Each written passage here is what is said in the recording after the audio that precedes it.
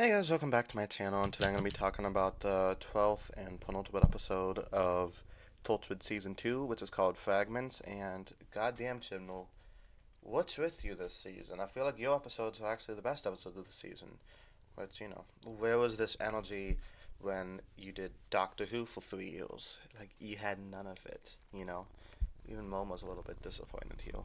But yeah, so this episode was fantastic. So basically, they'll investigating this building, and it turns out this bomb comes out. This bomb blows up. Fortunately for them, it doesn't really kill or injure any of them that much. They seem pretty much fine by the end of it, so it's very convenient how the rubble just kind of happened to fall on them like that instead of just blowing them up directly. But what do I know? I don't know how bombs work. So the bulk of this episode is showing how each of the team members started working with Torchwood, which is a very cool concept, and I've always kind of wondered like why Jack specifically worked for Torchwood because we never really see that progression. We see him stuck on that spaceship at the end of the parting of the rays, and then we see him working for Torchwood. We don't really see like how he got there.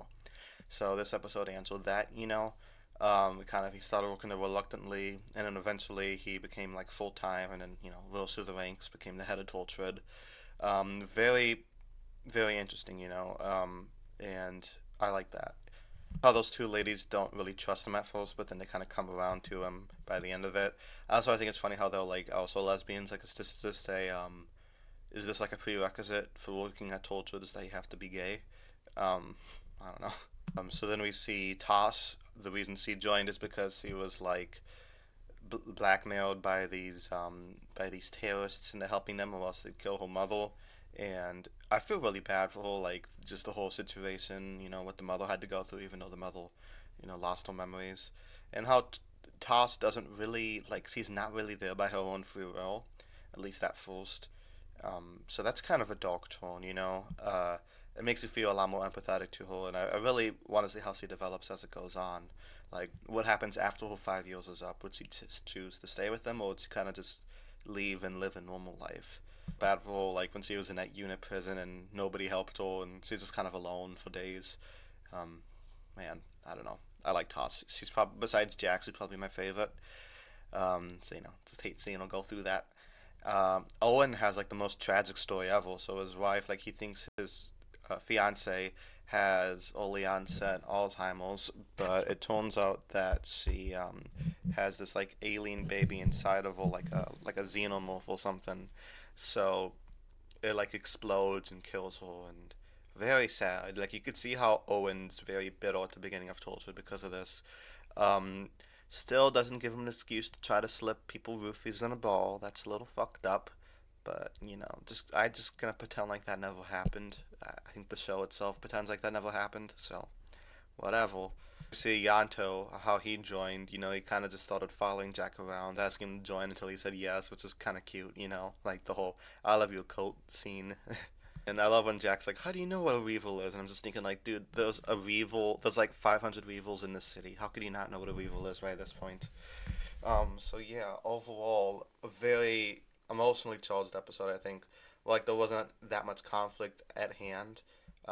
With like kind of the present day situation being them caught in a bomb. It ends with a very good cliffhanger where we find out that Spike from Angel is back, and he's ready to kill everybody because Jack doesn't want to be with him or something. I don't know.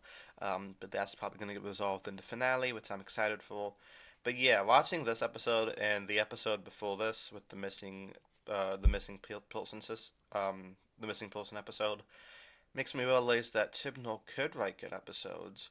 So either A, he lost his touch, or B, he became complacent and just doesn't care.